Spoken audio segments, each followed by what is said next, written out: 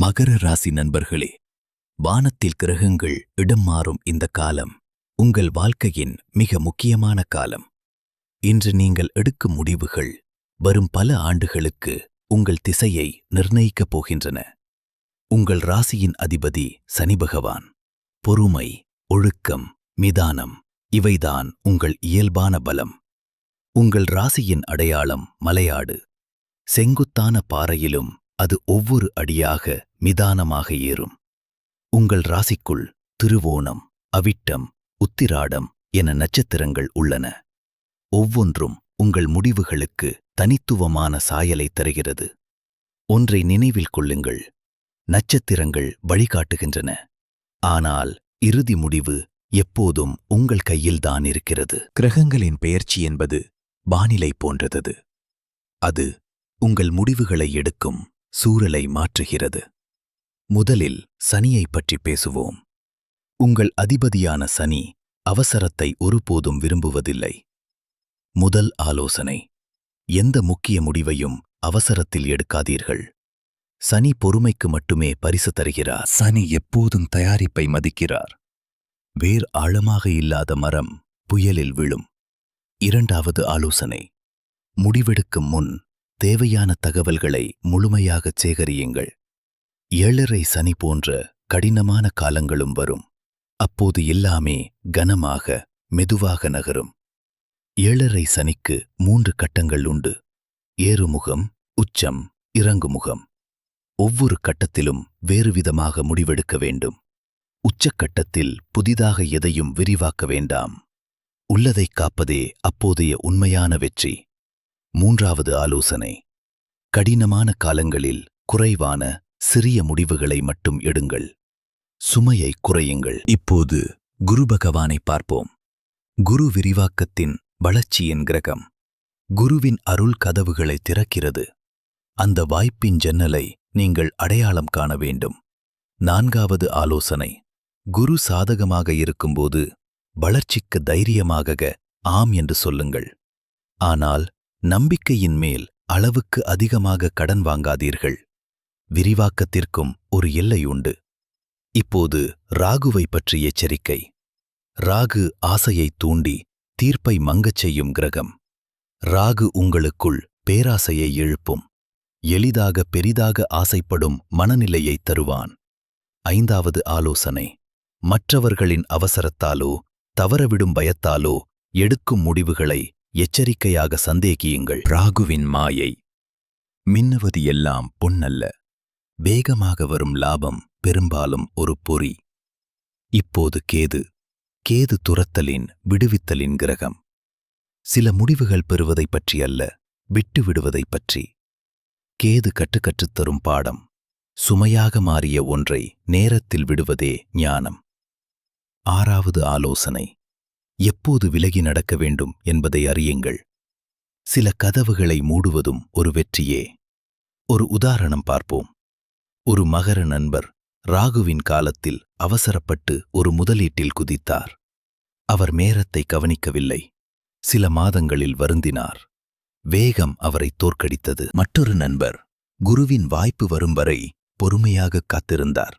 பிறகு உறுதியாக உயர்ந்தார். 2 பேருக்கும் இடையிலான வித்தியாசம் திறமை அல்ல, நேரம்தான். இப்போது நேரத்தின் முக்கியத்துவம். ஜோதிடத்தில் இதை முகூர்த்தம் என்கிறோம். சரியான முடிவு கூட தவறான நேரத்தில் எடுத்தால் தோற்றுவிடும்.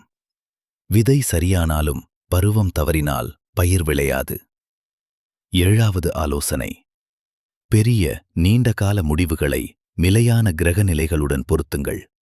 கிரகணங்கள் நிகழும் அமைதியற்ற காலங்களில் புதிய முயற்சிகளை தொடங்குவதை தவிர்க்க முயலுங்கள். தொழில் முடிவுகளை பார்ப்போம். மகர ராசிக்கு தொழில் என்பது ஒரு நீண்ட, நிலையான ஏற்றம். தொழிலில் ஒவ்வொரு அடியாக ஏறுங்கள். மலையாடு போல ஒரு உறுதியான பிடியை விட்டு அடுத்ததற்கு நகருங்கள். ராகுவின் காலத்தில் மனதின் தூண்டுதலால் மட்டும் வேலையை மாற்ற வேண்டாம். இருமுறை யோசியுங்கள். வணிகம் அல்லது கூட்டாண்மை முடிவுகளில் மற்றவரின் நோக்கத்தை சனியின் பொறுமையுடன் நிதானமாக ஆராயுங்கள். அஷ்டம சனி போன்ற கடினமான காலங்களில் பெரிய வேலை மாற்றங்களை முடிந்தவரை தள்ளி போடுங்கள். இப்போது நிதி முடிவுகள். இங்குதான் சனியின் நிதானம் உங்களுக்கு மிகவும் உதவும். 8வது ஆலோசனை. சேமியுங்கள், ஊகங்களை தவிர்க்கவும். சனி நிலையான மெதுவான வளர்ச்சியை ஆசீர்வதிக்கிறார். ராகுவின் காலத்தில் விரைவில் பணக்காரராக்கும் திட்டங்களிலிருந்து விலகியிருங்கள். ஆனால் குருவின் காலத்தில் கல்வியிலும் நீண்டகால வளர்ச்சியிலும் தைரியமாக முதலீடு செய்யுங்கள். நிலம் மற்றும் வீடு தொடர்பான முடிவுகளை சனி ஆசீர்வதிக்கிறார். ஆனால் நேரத்தையும் ஆவணங்களையும் நன்கு சரிபாருங்கள். கடன் வாங்கும் முடிவுகளில் மிகவும் கவனமாக இருங்கள். சனி வட்டியின் சுமையை எளிதில் மன்னிப்பதில்லை. இப்போது உறவுகள் மற்றும் குடும்ப முடிவுகள். இவை மிக கவனமாக எடுக்க வேண்டியவை. உறவுகளில் பொறுமை காட்டுங்கள். கோபத்தில் இருக்கும்போது எந்த முக்கிய முடிவையும் ஒருபோதும் எடுக்காதீர்கள். இப்போது ஆரோக்கியம் மற்றும் ஆற்றல். சனி எப்போதும் அளவோடு வாழ்வதை கற்றுத்தருகிறார். உங்களை மிதமாக வழிநடத்துங்கள். சனி களைப்பையும் அதிக வேகத்தையும் தண்டிக்கிறார். இப்போது ஒரு எளிய 5 படி முறையை பார்ப்போம். எந்த முடிவுக்கும் இது உதவும். முதல் படி, நில். முடிவெடுக்கும் முன் ஒரு தருணம் அமைதியாக நிறுத்துங்கள். 2ஆம் படி, சேகரி. உண்மைகளையும் தகவல்களையும் அமைதியாக ஒன்று சேருங்கள். 3ஆம் படி, கலந்தாலோசி. அனுபவம் மிக்க ஒரு பெரியவரிடம் ஆலோசனை கேளுங்கள். 4ஆம் படி, நேரத்துடன் பொறுத்து. கிரக வானிலைக்கு ஏற்ப உங்கள் நேரத்தை தேர்ந்தெடுங்கள். 5ஆம் படி, முழுமையாக உறுதிப்போன். முடிவெடுத்த பிறகு பாதி மனதுடன் அல்ல, முழு மனதுடன் செயல்படுங்கள். ஒரு எளிய பழக்கம். உங்கள் முடிவையும் அதன் தேதியையும் எழுதி வையுங்கள். ஒரு மாதம் கழித்து மீண்டும் படித்துப் பாருங்கள். இன்னொரு விதி. முக்கிய முடிவை அதே இரவில் ஒருபோதும் உறுதி செய்யாதீர்கள். ஒரு இரவு தூங்கி எழுந்து முடிவெடுங்கள். இப்போது தவிர்க்க வேண்டிய தவறுகள். முதல் தவறு, பயத்தில் முடிவெடுப்பது. 2ஆம் தவறு, மற்றவர்களின் கால அட்டவணையை துரத்துவது. உங்கள் பருவம் உங்களுடையது. 3ஆம் தவறு, கிரகங்களின் வானிலையை முற்றிலும் புறக்கணிப்பது. சூழலை படிக்காமல் புயலில் கப்பல் விடாதீர்கள். பாறை விளிம்பில் நிற்கும் மலையாட்டை நினைவில் கொள்ளுங்கள். உறுதியான கால்கள், அமைதியான பொறுமை. சனியின் உண்மையான பரிசு இதுதான். காலத்தை வெல்லும், நீண்ட காலம் நிலைக்கும் முடிவுகள். சுருக்கமாக நினைவில் கொள்வோம். சனி பொறுமை, குரு வாய்ப்பு, ராகு எச்சரிக்கை, கேது விடுதலை. எப்போதும் நினைவில் கொள்ளுங்கள், வேகத்தை விட நேரம் முக்கியம். சரியான தருணம் பாதி வெற்றி. இப்போது உங்கள் பருவம். வானத்தில் இந்த நேரத்தில் நகரும் கிரகங்களை அமைதியாக கவனியுங்கள். இன்று நிலுவையில் இருக்கும் ஒரே ஒரு முடிவை தேர்ந்தெடுங்கள். ஒன்று மட்டும். அதற்கு இந்த முறையை பயன்படுத்துங்கள். நில், சேகரி, நேரத்துடன் பொறுத்து, முழுமையாகச் செயல்படு. உங்கள் மிதானமான, பொறுமையான இயல்பை நம்புங்கள்.